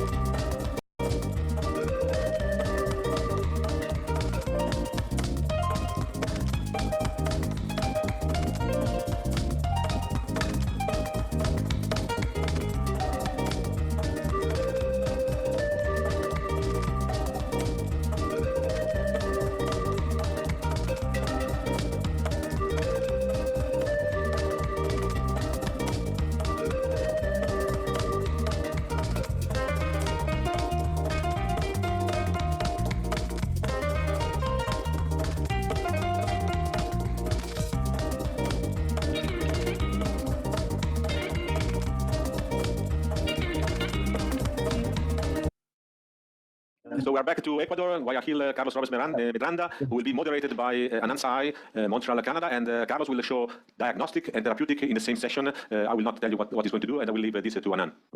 All right. Thank you very much, Alberto and Scott, for allowing us to participate today. I hope everybody can hear us. From what I see, this is a case of a pancreatic mass, something we see a lot, inoperable with biliary obstruction. And Carlos will show us, I believe, it says that the histology is already there, but I believe he'll be showing us biliary drainage, and it appears he'll be doing FNB as well. Welcome, Carlos. And Nope, they're not doing FNB. FNB is done, biliary drainage is done. So it's going to show you a technique. No. I would like today to show a little bit what we have now regarding the evaluation of pancreatic masses.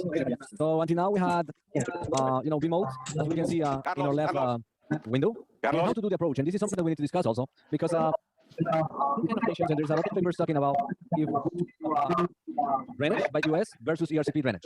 That is the best approach. Regarding the results, less patients regarding, related to ERCP and, pancreatic tissue, and also what can we evaluate with masses. I believe that the US approach, directly US approach for the management of jaundice and pancreatic mass should be in the future, or could be in the future, one of the first therapies. So now I a little bit what we do. So we had pancreatic mass here, hypoechogenic pancreatic mass in the B mode here, and we have elastography here that showed a strain histogram of 56 that is a hard mass. This blue pattern also is a qualitative and quantitative evaluation. But then we had also contrast enhancement. But nowadays we have also a new tool that is DFI, defect flow imaging, and also we have the elasticity of the lesions by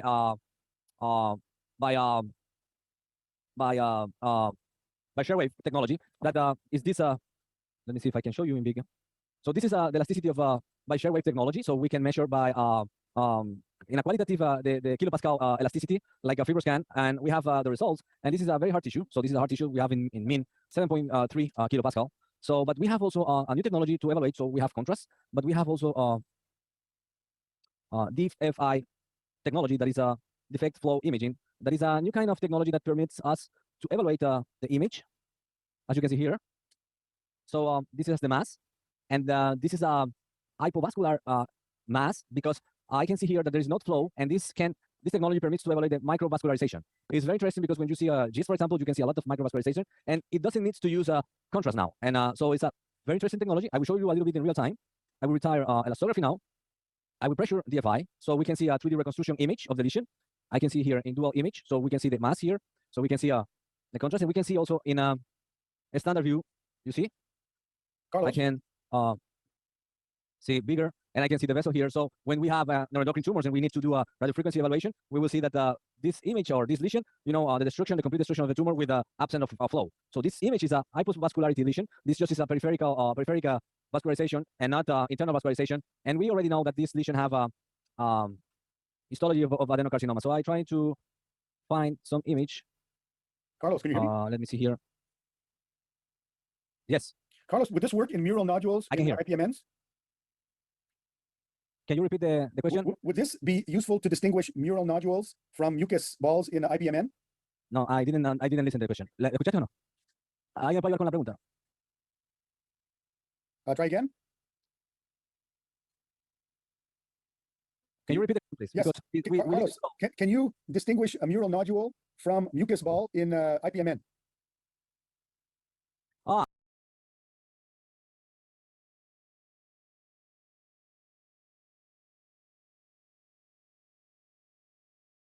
If we can distinguish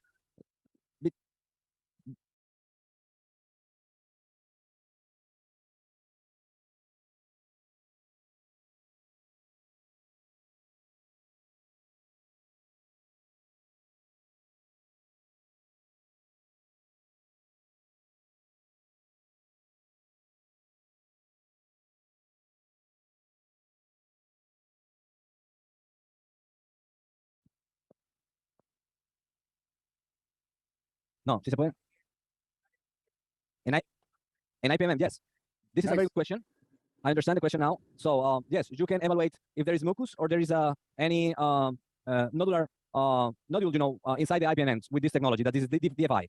So I have an amazing image of neuroendocrine tumors, and it's unbelievable. It's really, the technology is very good and comparable with the contrast. So I would like to show a little bit the contrast now, just to evaluate, between both technologies. So now I am with contrast. Necesito pasar contraste, por favor. Just to show if there is any difference, and you can arrive to see any difference. So this is DFI. Momento.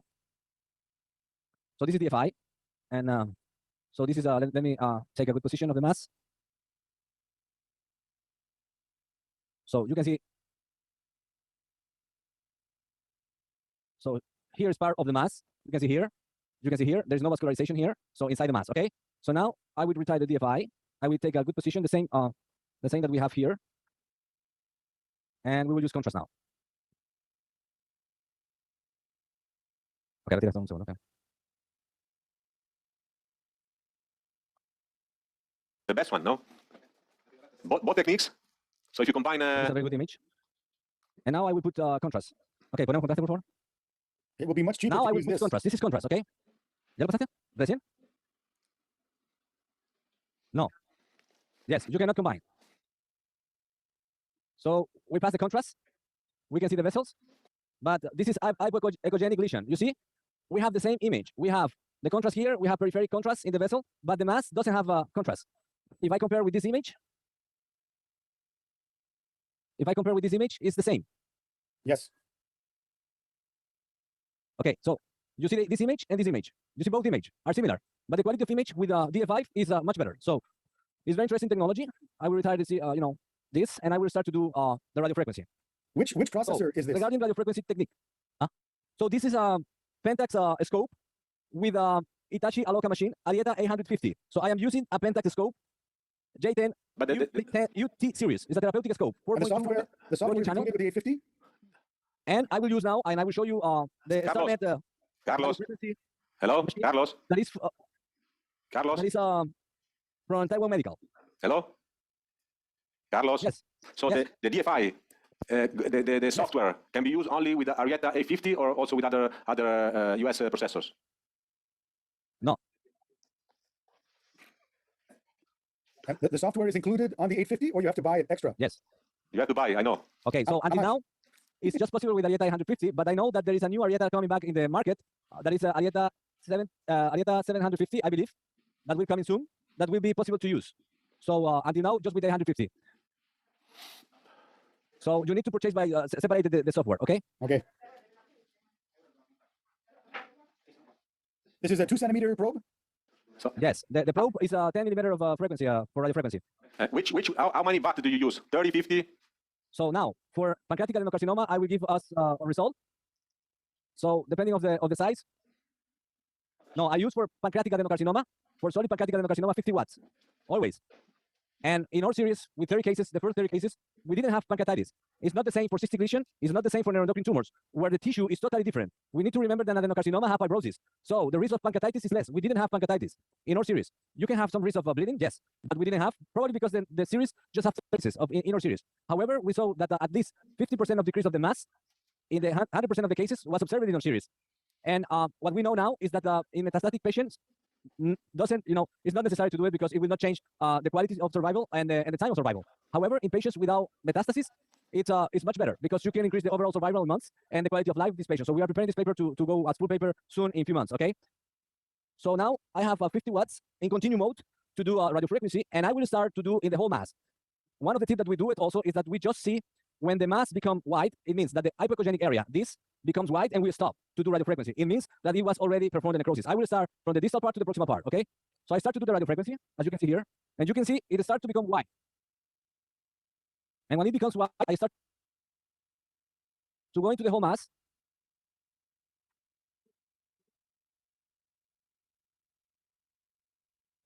And then I stop, and then I change the position. I search for. So I try to go to different parts of the lesion, and I try to do the radio frequency in the whole lesion.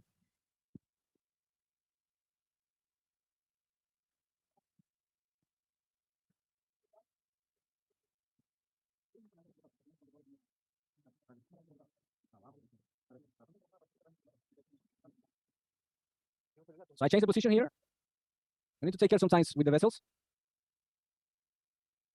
It's okay.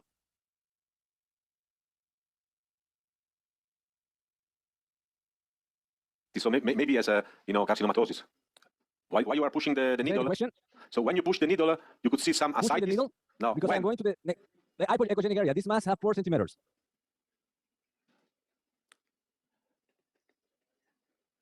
Because I start at least 1 centimeter from the distal part of the lesion. 1 centimeter inside from the distal part of the lesion. So I am sure that I'm doing a very good necrosis of the whole lesion. So that's the way that I do the technique of the radio frequency. Anand, ask you some questions. I don't start from the middle part, because when you start from the middle part, the heat goes in your direction, and from to the distance. Yes. So do these patients? Do you send them home the same day? Hay mucho.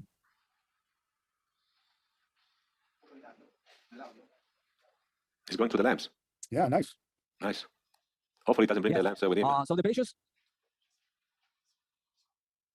So here. So first, I am sure that I'm not inside the vessel. This is the tumor. So this is the distal part of my distal part.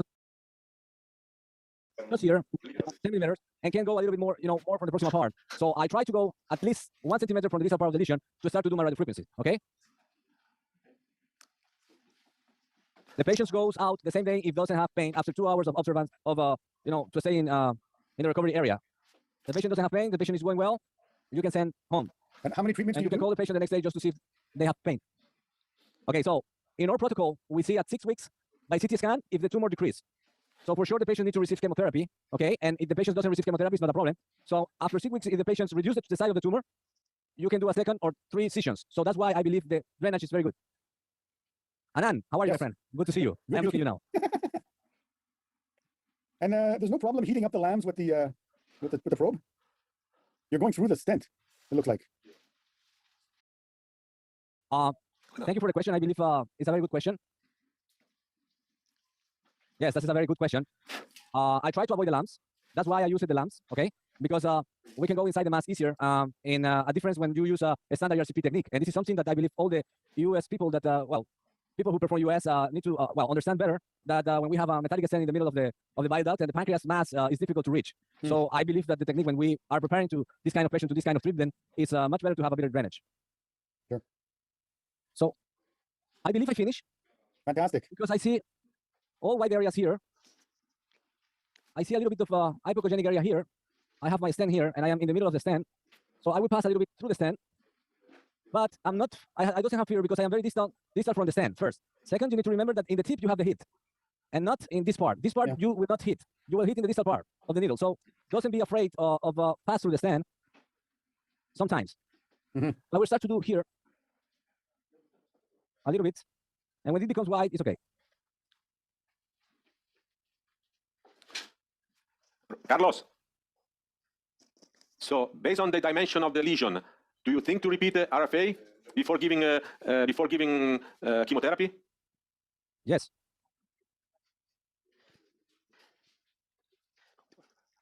Some people believe the RFA releases tumor antigen and sensitizes people to chemotherapy. I believe this patient will receive a 2nd radiofrequency during the chemotherapy. This is what we saw in our protocol. Anan? Yes. So you are talking about the releasing of tumor antigen. Yeah. Some people believe that you kind of generate an immune response in the patients by releasing tumor antigen into the bloodstream. I don't know if they're. It's hard to prove. There's not very good data to prove this. There were some studies from Verona where they did where initiated the RFA, but not the US, but surgical. Yeah. But they were not really convincing. And I think if you think about that the patient release antigen, at that point you should give immunotherapy, not standard chemotherapy, or to think about adding immunotherapy at the end of the standard chemotherapy. So I think you need really to study in protocols. Yeah. But the immunotherapy really failed completely in pancreatic cancer. So I don't know if there's any drug company who wants to do that. So it's always something very nice, very nice, very nice. But then nobody I think wants to really invest money in this type of thing. Because if you think about, you can apply to other tumors. Yeah, for example, so we have the protocols for renal cancer cell tumor metastatic, where we give the patients get immunotherapy because the immunotherapy works in these patients, and then we give RFA, and we will check all the antigens and immune response to see if there is an immune response, and then if it is, then we will design a study to do a sort of association between RFA and immunotherapy as a primary tumor, and then we have a protocol for recurrent GYN tumors in the pelvis after they failed I think cisplatin therapy. So at that point they don't respond to anything. So we have also there we will study the immune system to basically see if there is a basis to do an association with immunotherapy or with new drugs that are coming in. Yeah, very interesting. So I believe there is a lot of things that we need to understand about radiofrequency. At least we need to have more research and we need more data about the results. That we understand for our first studies or first results is that you can have a local decrease. You can send some patients to surgery and you can apply 2 or 3 times more, again. And in patients without metastasis, we can have a better survival. So we are in the beginning of this era of treatment with radiofrequency. We need to understand a little bit better what is happening regarding the immune system, and we need to understand much better what is happening with all these kind of treatments. But now the oncology department of our institution is really happy with the results that we are taking. And the first results published about adenocarcinoma, I believe one of the big problems that we had with that was the watts applied initially. It was not enough. And probably the technique was also not enough. So we need to understand much better what is happening. The technique that we apply is 50 watts for pancreatic adenocarcinoma. So we burn more. no fear about complications because really adenocarcinoma have a lot of fibrosis, so don't fear about that. No risk of pancreatitis, at least in our series. You can have any risk of perforation for sure, but you need to take care about the mucosa damage and also the vessels. So that's why I applied some Doppler during my therapy. And when it becomes white, it means the radio frequency was okay. So the heat was okay. So I stopped there, and this is the result that we have. I don't know if you have any question. I finish here. Fantastic. All right, goodbye, everybody. Fantastic. Goodbye. Congratulations. Thank you so much. For next year, I hope to have AI technology here available to show you in this global event. Will be amazing. Yes, you will be here with us. Sure. I really enjoy this amazing event globally, and I believe all the endoscopic ultrasound and people that wants to do it will be enjoyed for sure for the next future and next generation. Thank you, Anand. Thank you, Alberto. I really enjoyed this, and see you next year. Okay. Yes. Thank you so much. Thank you very much. So, Scott? Alberto, what a day. I don't think there's anything more anything more that we can say. Then it was a fantastic day with fantastic cases. I don't know what you think. I think that while you prepare this for 1 year, the last 3 days are basically a sort of a nightmare in a good way, in a good sense. But you work like a dog from the morning to when you finish. So I really enjoyed it. I still need to rest and have a clear idea what happened today because I think more than 1 year ago when we decided to do this, we were right. So I think there is a possibility to do, and we demonstrated there is a possibility to do an event completely dedicated to diagnostic and therapeutic US with the therapeutic that is taking over, but the diagnostic is still important. I have to say that. We tried our best to equally distribute sponsor endoscopes, US machine devices. So we tried our best. Unfortunately, 3 cases were cancelled, and we could not find the way to. And 2, actually, 1 it was at the end, and 1 maybe could be replaced, but it was too difficult. So we tried our best to do that, and I think this is a very good experience, and we can bring what we have done today for next year. What do you think, Scott? Absolutely. What amazed me, Alberto, was the level of skill. It was an amazing compilation, not only of cases, but really people that are experts in the field. The moderators were absolutely stunning. The questions that they asked, they were spot on. So I hope that everyone benefited as much as I did, certainly. And I'm already looking forward to next year. Okay, so we should say hi to everybody. I think we have about 3,000 people who sign in for the event. So for something that is still a niche, I think is a very good number. I don't know if it's everybody connected with us, but I know that a lot of people are connected with us. So I think it's a starting point. This is year 0. So I think it's a pretty good result. So we can carry this on the bag and bring it to next year. And thank you, Alberto, also for your tremendous work, because you put in a lot of work, and people should realize that Alberto was really the person behind this and driving this for most of the time. So thank you, Alberto, from my side as well. Yeah, but thank you for our friendship. That I think is the most important thing. And we know each other very well, so we can share things knowing that we are 2 different persons and accepting the good and the bad of each other. And this is the most important thing for me. Absolutely. So good night, everyone, and until next year. Bye-bye. Bye-bye.